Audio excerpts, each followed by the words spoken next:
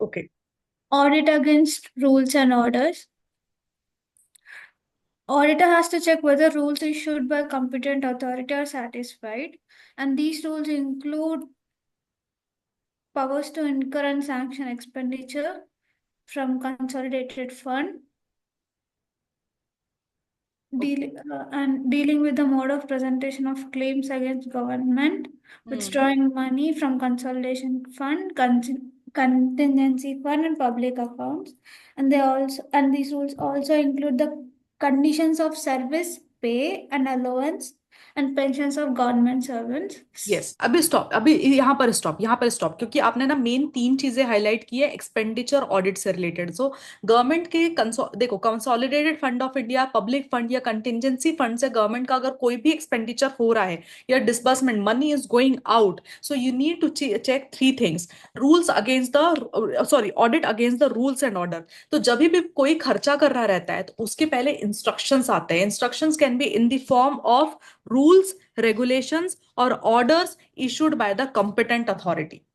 Railway department में कितना खर्चा करना है, वो रेलवे डिपार्टमेंट का जो अथॉरिटी होगा वो डिफाइन करेगा वो एक्सपेंडिचर कितना, क्योंकि railway is a capital intensive department. वो जो ट्रेन के डिब्बे दिखते हो आप, और रेलवे में जो इंफ्रास्ट्रक्चर बनता है रेलवे स्टेशन का, उसके खर्चे करने के पहले आपको लगता नहीं होगा कि कोई ना कोई कॉम्पिटेंट अथॉरिटी उसके रूल्स बनाता होगा कि किसको टेंडर जाना है, कौन खर्चा करना चाहिए, किस टाइप का, क्योंकि it is a capital intensive. वो छोटा मोटा खर्चा नहीं होता है, right? The whole infrastructure, the whole train infrastructure, and जितना रेनोवेशन होता रहता है उसका timely, like all this has to be planned. Railway tourism भी करवाता है। There are some specific trains that run across the India जो सिर्फ टूरिज्म के लिए है। पीपल कैन बुक पूरे महीने का trip into that and they get all the facility. Everything goes by the government rules and regulation. ठीक है? Right? So this is what, कि हर एक खर्चा जो होगा वो रूल्स के हिसाब से आपको चेक करना है कि whether that has been done by the rules made by the relevant या कंपिटेंट अथॉरिटी। उसके अंदर पहला बोला गया था कि आपको चेक करना है कि rules and orders regulating the power to incur and sanction expenditure from the consolidated. हर एक खर्चा जब सैंक्शन हो जाएगा तो ही होना चाहिए एंड रूल्स के अकॉर्डिंग होना चाहिए। That is the first line. Every expenditure from the consolidated fund of India sanction होने के बाद ही होगा एंड रूल्स के अकॉर्डिंग होना है। आपको वो चेक करना है कि क्या वो खर्चा सैंक्शन हुआ था, अगर हाँ तो क्या वो खर्चा रूल्स के अकॉर्डिंग हुआ है या नहीं हुआ है। तो सैंक्शन होना इज अप्रूवल, सैंक्शन होना इज अप्रूवल, अप्रूवल होने के बाद में रूल्स के अकॉर्डिंगली वो एक्सपेंडिचर हुआ है या नहीं हुआ है। Are you understanding? Your mother has given you 1,000 rupees, that is a, like you are asking for 1,000 rupees, ठीक है? Your mother has given you that 1,000 rupees after taking permission of your father, for example, so that is a sanction. Then she has told you the ways in which you can buy, spend that 1,000 rupees. It's not like you can go to a pub and you can spend that 1,000 rupees. No, she will prescribe certain rules ki how you can make that expenditure. So that is, अगर somebody is checking कि वो खर्चा sanction हुआ था क्या, yes, your father has approved it। कैसे वो आपने खर्चा किया है, वो आपके मदर ने रूल डिफाइन किया, तो वो दूसरा बंदा जो चेक कर रहा है वो ये चेक कर रहा है कि वो रूल्स आपने फॉलो किया नहीं किए। Does it make sense now? Everyone? Yes.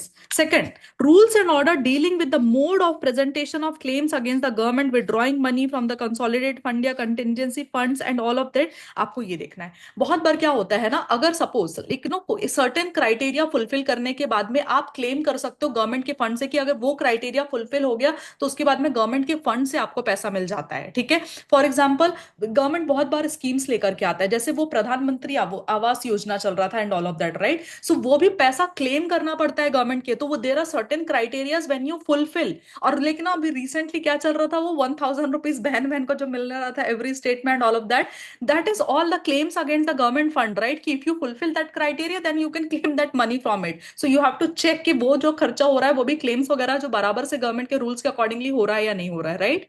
And the third one is rules and orders relating to the condition of service pay allowance. आपको मालूम है अभी गवर्नमेंट के डिपार्टमेंट में लोग काम करते हैं, लोग काम करते हैं, लाडली लक्ष्मी योजना, यस, द गवर्नमेंट के डिपार्टमेंट में लोग काम करते हैं, लोग काम करते हैं तो उनको सैलरी मिलेगी, उनको पेंशन, उनका बोनस, ये सब मिलेगा। तो उन लोगों को जो सैलरी मिल रही है वो भी एज पर रूल है या नहीं है, उनको जो पेंशन मिल रहा है वो भी एज पर रूल है या नहीं है। कंडीशन ऑफ सर्विस कि इतने साल तक काम किया है तो ही आपको ये अमाउंट मिलेगा, वो कंडीशन ऑफ सर्विस फुलफिल हो रही है या नहीं हो रही है। ठीक है? तो तीन तरह के एक्सपेंडिचर की अपने बात की, जब अपन ने बोला कि expenditure against the rules and regulations, right? Yes no? No. Now जब आप ऑडिट कर रहे हो, when you are actually doing the audit, I am coming to a second layer of question under this. ठीक है? Who was Priya? You were explaining this, right? So Yes. under this audit against rules and order, there are two sets of question. Can you explain what is the next set of question and how do other student identify कि वो क्या पूछा है? पहले वाला answer करना है या नीचे वाला आंसर करना है? How do we bifurcate that? For the first one, these rules are made by competent authority, Hmm. and an auto has to check if they are met by the persons who, if the rules are if the rules are met. And for the second one, these rules are made by executive government, which are to be followed by subordinate authorities, and Hmm. auto has to check whether they are not inconsistent with any provisions of constitution or law. They Hmm. are whether they are consistent with essential requirements of audit and accounts, Correct. and whether and he has to verify that they are not in conflict with any higher authority rules. Correct. And if they are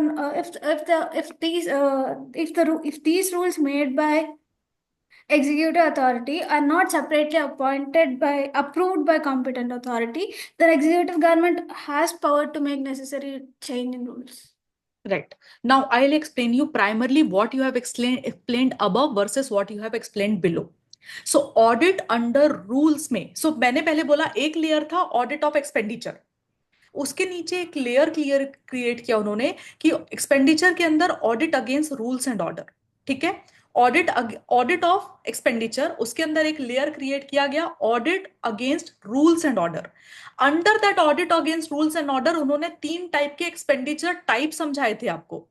so you have to understand कि expenditure का type पूछ रहा है या क्या पूछ रहा है, कि audit against rules and order में मुझे एक्सपेंडिचर के कौन से तीन टाइप के एक्सपेंडिचर को ऑडिट करना है वो एक्सप्लेन करना है, या फिर ऑडिट का जब audit against rules and order में करूंगा तो मुझे चेक क्या करना है वो पूछ रहा है।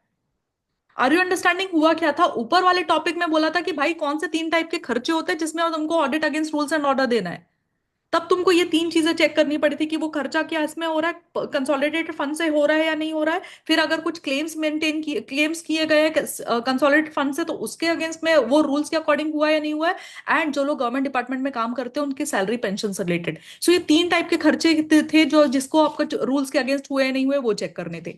बट जब आप चेक कर रहे हो तो एसेंशियली आप क्या देख रहे हो? When you are checking those खर्चा तो एसेंशियली एज एन ऑडिटर आप क्या देख रहे होते हो वहां पर? यू आर चेकिंग कि क्या ये खर्चा are inconsistent with any provision of the constitution और लॉ मेड देयर अंदर। ये जो एक्सपेंडिचर हुआ है ये कॉन्स्टिट्यूशन और any law made there under उसके अकॉर्डिंगली हुआ है या नहीं हुआ है, that is what you are checking as an auditor. आप ये चेक कर रहे हो। Second, you are checking that they are consistent with the essential requirement of audit and accounts as determined by the CAG. अगर CAG ने certain criteria determine किया कि बहुत ये खर्चा रीजनेबल होना चाहिए वो चेक करने के लिए तुमको ऐसे देखना है तो auditor is checking that. Third, auditor is checking they do not conflict with the orders or rules made by any higher authority। ये जो खर्चा हुआ है वो किसी हायर अथॉरिटी के रूल्स के अगेंस्ट तो जाकर के नहीं हुआ है गवर्नमेंट डिपार्टमेंट के द्वारा। And last, you are checking in case they have not been separately approved by the competent authority, the issuing authority possesses the necessary rule making power। मतलब अगर किसी खर्चा हुआ एंड कंपेटेंट अथॉरिटी ने वो approve नहीं किया था तो वो somebody from the rule making authority they should be making the rule, लेकिन rule for towards that expenditure ताकि वो रूल के अकॉर्डिंगली वो ऑडिट होना चाहिए, राइट? सो ये तीन चीजें आपको, ये चार चीजें आपको चेक करनी है when you are actually doing the audit against rules and order. ठीक है? सो प्लीज आप एक बार ठीक से पढ़ो और आप अपने माइंड में आइडेंटिफाई कर लो कि what exactly are you going to answer and when.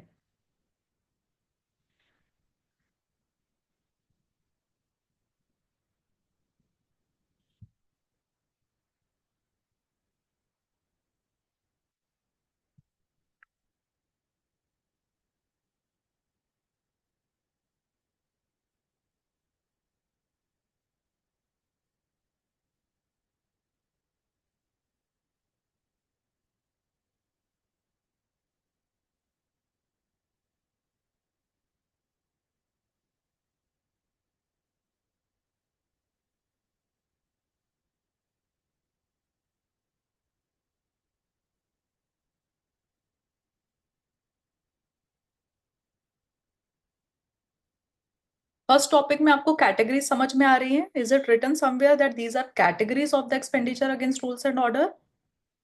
Did you find the word category और नॉट? पहले मुझे सिर्फ इतना हाँ, करना। पहले 3 कैटेगरीज है और बाद में कंसिस्टेंसी चेक कर रहे हैं हम लोग, रूल्स एंड ऑर्डर कंसिस्टेंट है कि नहीं। Correct.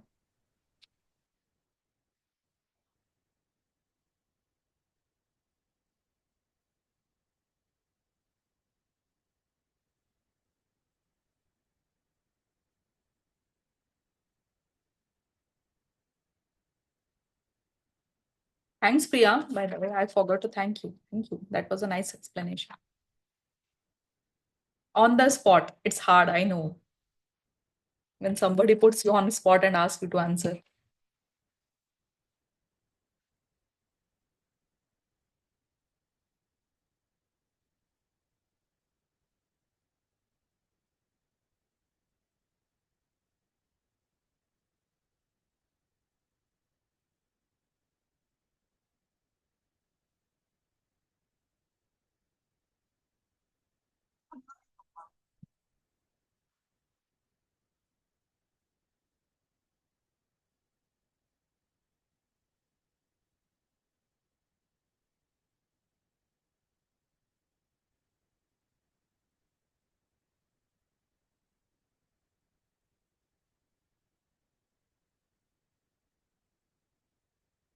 Hardika,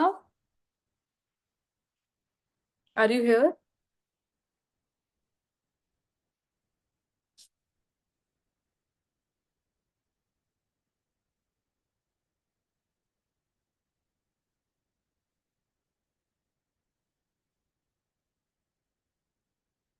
How many of you are reading this topic for the first time?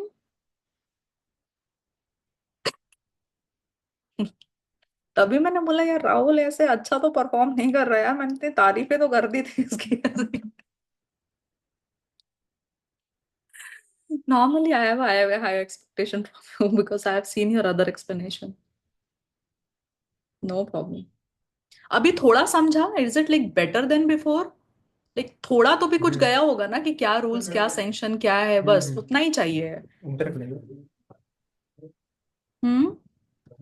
हाँ जी, हाँ जी है। Shall we start? I think Hardika is not here because she is not answering. Atharv, can you take the next topic now? Audit of Yes, ma'am. sanctions. Okay. हाँ। Yeah.